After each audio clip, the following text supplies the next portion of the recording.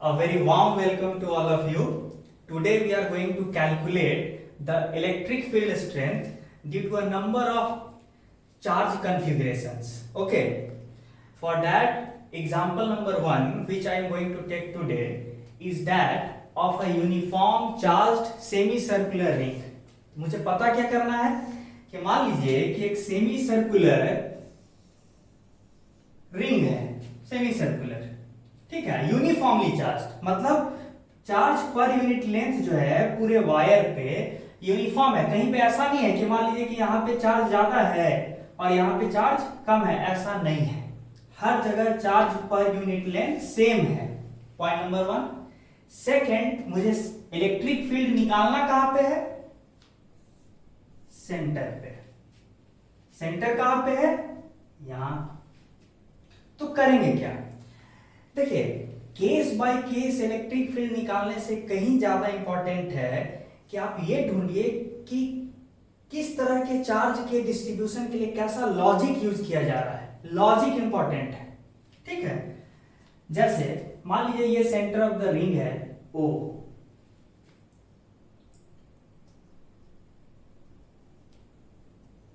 और मुझे यहां पे इसकी वजह से फील्ड स्ट्रेंथ चाहिए, लेकिन हम तो सिर्फ कूलम्ब लॉ के हिसाब से एक पॉइंट चार्ज की वजह से फील्ड लिखना जानते हैं।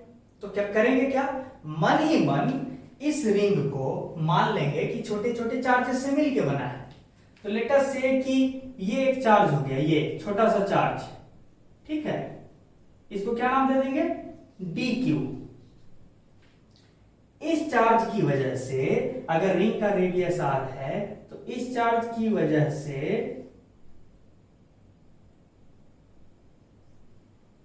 अगर ये चार्ज पॉजिटिव है तो इस चार्ज की वजह से फील्ड सेंटर पे किधर होगा?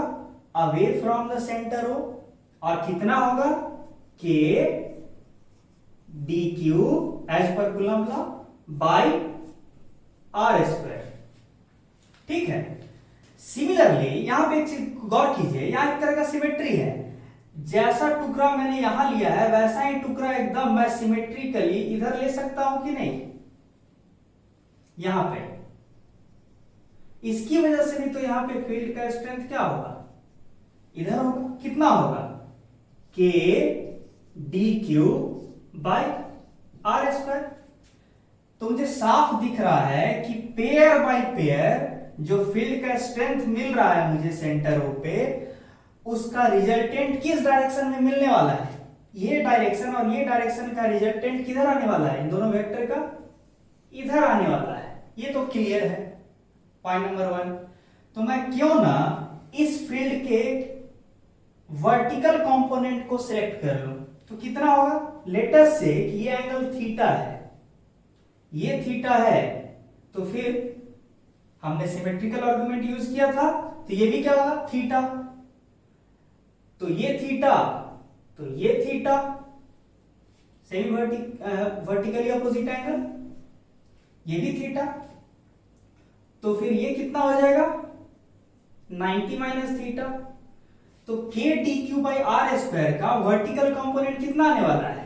k dq by r square का cos 90 minus theta.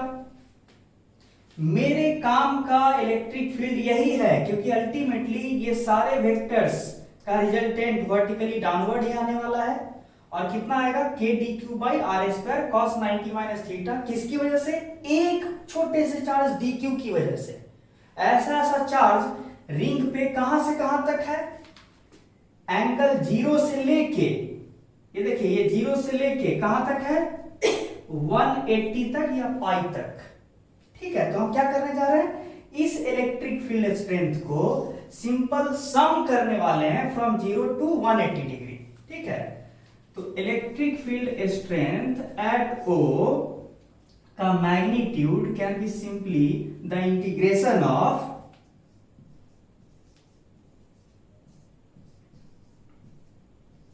cos of 90 minus theta is sin theta. Okay, angle theta will vary from 0 to pi. Now this theta is variable and dq charge is from 0 degree to 180 degree. I should write dq in terms of theta so that I could easily integrate this expression. ठीक है, integration करने के लिए मुझे किसी तरीके से dq charge को थीटा के टर्म में लिखना चाहिए. तो कॉमन सेंस की बात है, ध्यान दीजिए, इधर ध्यान दीजिएगा.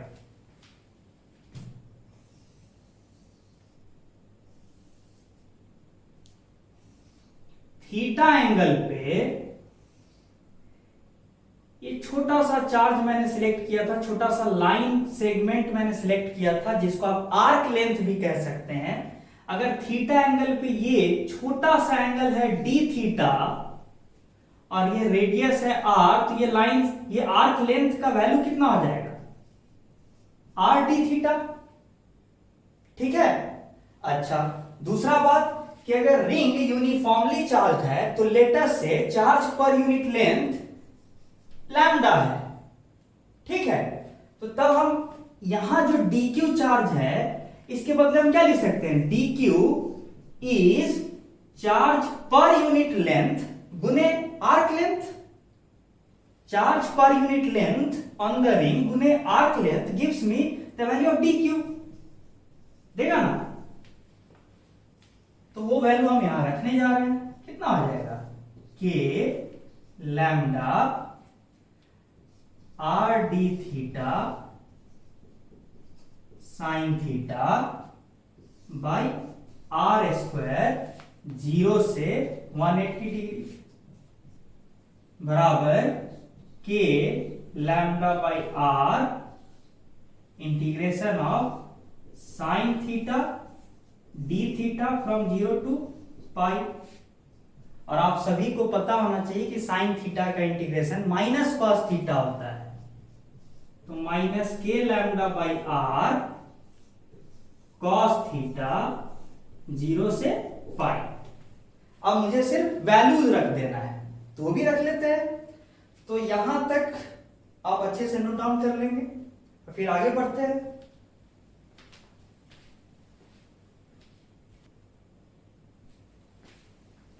चलो जा रहे हैं. तो हम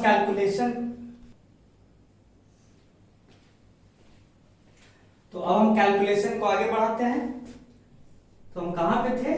electric field strength at point O कितना था? Minus of k lambda by are cos of theta from 0 से पाई. अब सीधे हम वैल्यूज रखेंगे. Minus k lambda by are cos of, क्या करेंगे? Pi minus cos of 0. ये क्या निकल के आएगा? Minus k lambda by r minus one कितना है? माइनस ऑफ माइनस 2 के लैम्डा बाई आर. तो ये हमारा क्या हो गया? आंसर.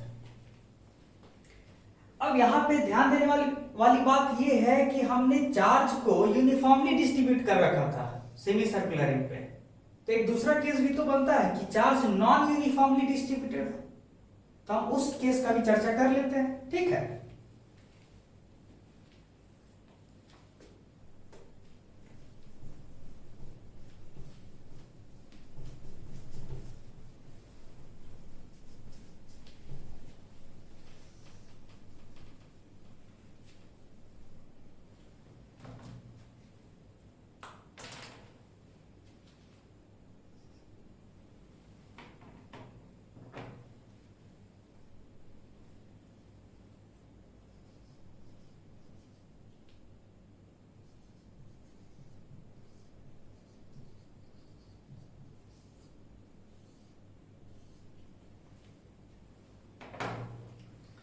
देखिए, एक सिचुएशन दे रहे हैं. ठीक है. सेमी सर्कुलर रिंग,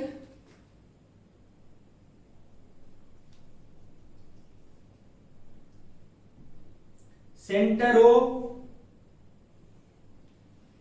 और हम अब दे रहे हैं कि किसी भी पर्टिकुलर एंगल थीटा पे जाने पे जो हमको सेमी सर्कुलर वायर का एक टुकड़ा मिलेगा, वहां पे चार्ज पर यूनिट लेंथ, ध्यान से सुनेगा, चार्ज पर यूनिट लेंथ कितना दिया हुआ है? तो देखिए lambda is equal to some constant A into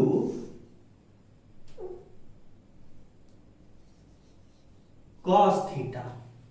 that means clearly यहां पे रिंग पे जो चार्ज पर यूनिट लेंथ है, मतलब यहां पे जो चार्ज है, यहां पे जो चार्ज है, यहां पे जो चार्ज है, वो वैल्यू ऑफ थीटा पे डिपेंड करेगा, और थीटा वेरिएबल है, तो यानी कि चार्ज नॉन यूनिफॉर्मली डिस्ट्रीब्यूटेड है।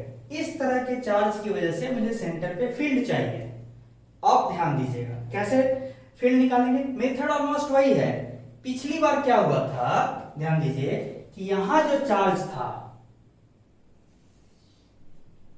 इस छोटे से आर्क लेंथ, जिसका लेंथ कितना था आर डी थीटा, इस आर्क पे जो चार्ज था डी क्यू, इसकी वजह से यहां पे फील्ड किधर होगा, इधर, और कितना होगा k d q by are square.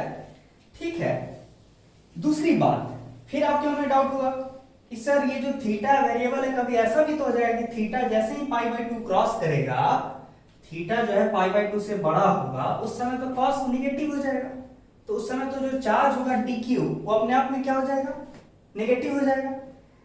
तो कोई दिक्कत नहीं है, जैसे ही ये निगेटिव होगा तो ये एरो का सेंस भी उल्टा हो जाएगा अपने आप, तो इसका टेंशन आपको नहीं लेना है। तो k d q by are square इधर फील्ड है इस छोटे से आर्क लेंथ की वजह से।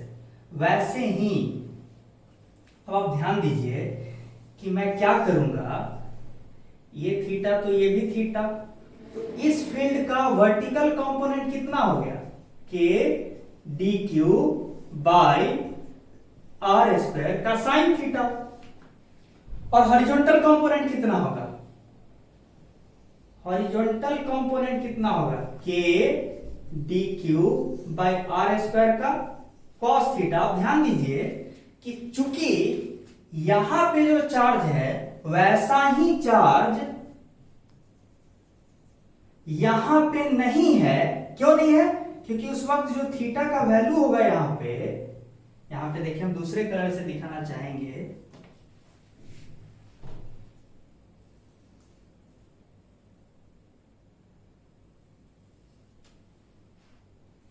यहां पे जो चार्ज होगा डी क्यू, वो तो इस थीटा डैश के वैल्यू पे डिपेंड करेगा, लेकिन ए कॉस थीटा यहां का चार्ज डिसाइड करेगा, और ए कॉस थीटा डैश यहां का चार्ज डिसाइड करेगा।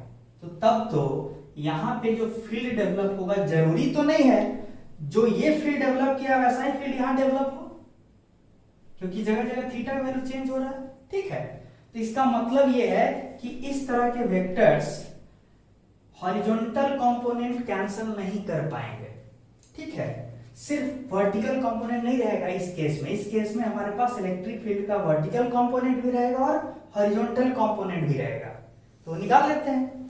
तो इलेक्ट्रिक फील्ड का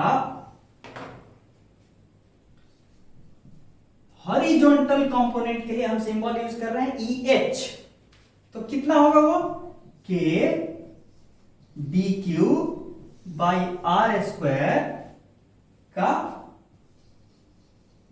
cos theta, k d q by are square का कॉस थीटा, और इसको क्या कर देंगे हम, सिंपली सम कर देंगे।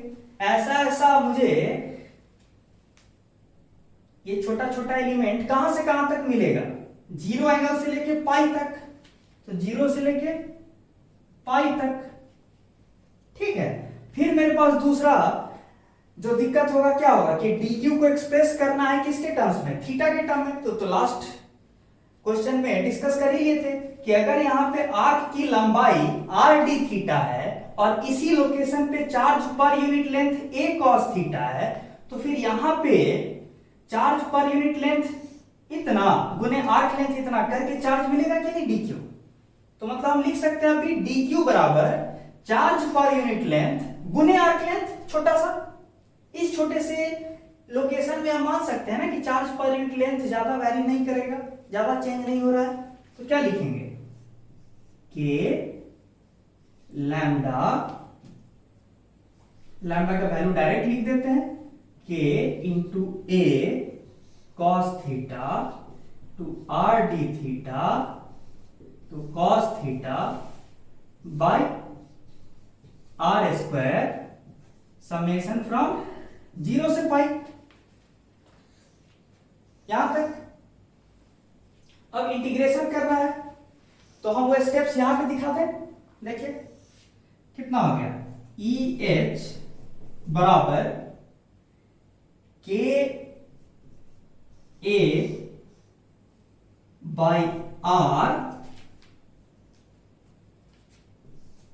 Cos square theta d theta summation from 0 से पाई। तो मुझे ultimately cos square theta d theta का इंटीग्रेशन जानना चाहिए। करेंगे कैसे? तो देखिए ध्यान से देखिएगा, since 1 plus cos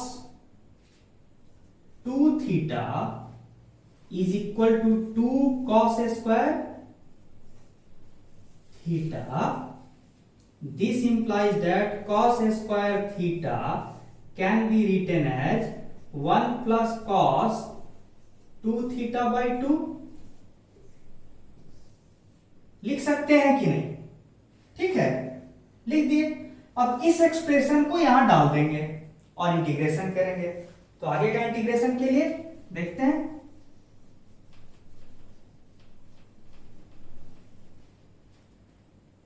Therefore horizontal component बराबर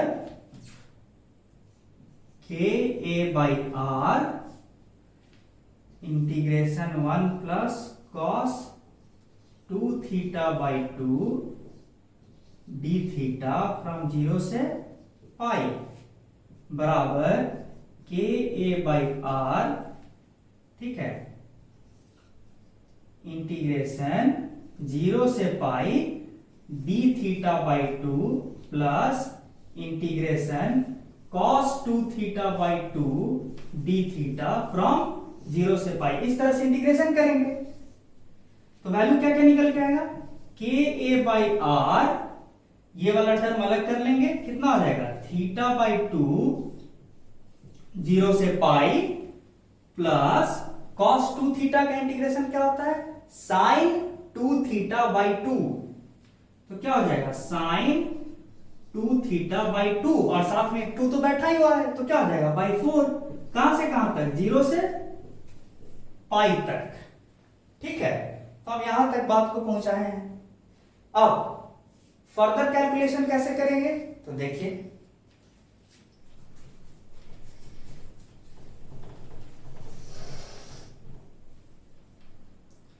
ई एच बराबर कितना हो गया, के ए बाई आर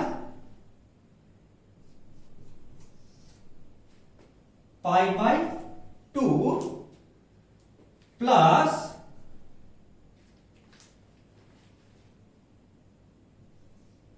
ऐसे होना चाहिए था, plus k A by R sine 2 pi, 0 ही होता है तो इंटू 0। शॉर्ट में देखा जाए तो आंसर हो गया k A pi by 2 R. That means k का वैल्यू क्या होता है 1 बाई 4 पाई एप्सिलॉन नॉट, डाल देंगे तो कितना हो जाएगा A pi 8 epsilon naught r. ये हो गया horizontal component of electric field due to non uniformly charged ring and charge distribution per unit length is given by this expression। इसकी वजह से ये हॉरिजॉन्टल कंपोनेंट हुआ इलेक्ट्रिक फील्ड का, कहां पे, centre of the ring. Similarly अब किसका एक्सप्रेशन निकालेंगे हम, हॉरिजॉन्टल तो निकाल लिया नेट फील्ड का, वर्टिकल कंपोनेंट इलेक्ट्रिक फील्ड का क्या होगा, नेट इलेक्ट्रिक फील्ड का, वो भी निकालेंगे। ठीक है,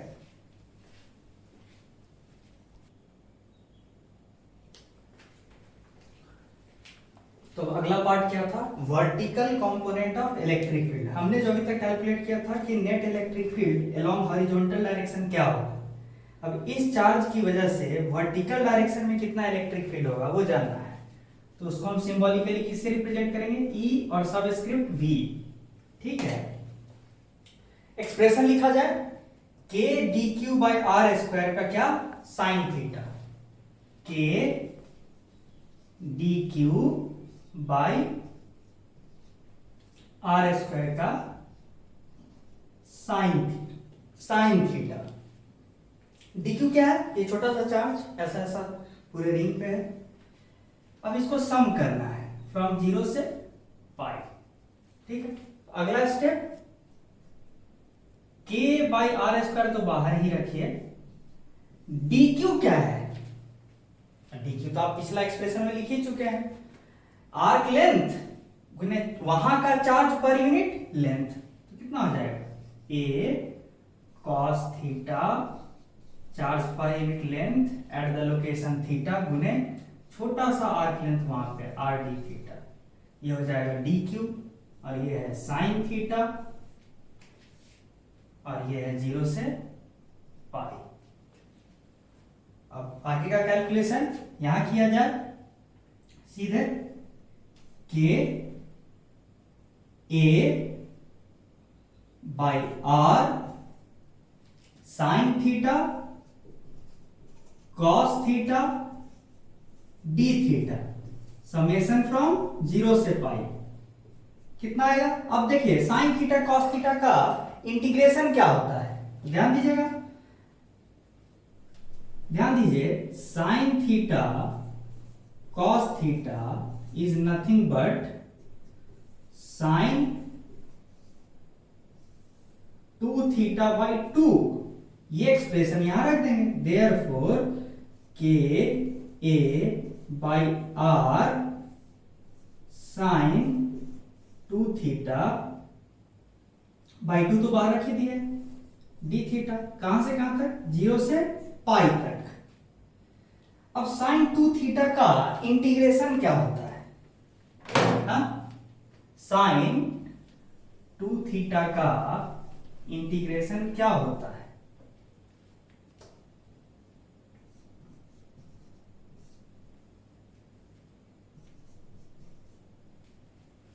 साइन 2 थीटा का इंटीग्रेशन होता है माइनस कॉस 2 थीटा बाई 2। अब वैल्यू रखेंगे 0 से पाई तक, ये कितना हो जाएगा, minus k A by 2 R, in fact minus k A by 4 R cos 2 theta from 0 से पाई। तो आंसर हो जाएगा minus k A by 4 are, क्या करेंगे, कॉस ऑफ 2 पाई, क्या होता है कॉस ऑफ 2 पाई, बताइए, 1, और कॉस ऑफ 0 क्या होता है, 1, तो वैल्यू क्या आ गया, 0। यानी फॉर्चुनेटली इस तरह के चार्ज डिस्ट्रीब्यूशन की वजह से, इस तरह के चार्ज पर यूनिट लेंथ की वजह से vertical component of electric field at the centre of the ring, semi circular ring, 0 आ गया है। ठीक है, तो इस तरह से एक पार्ट हमने सेमी सर्कुलर रिंग वाला जो पार्ट है वो कंप्लीट किया है।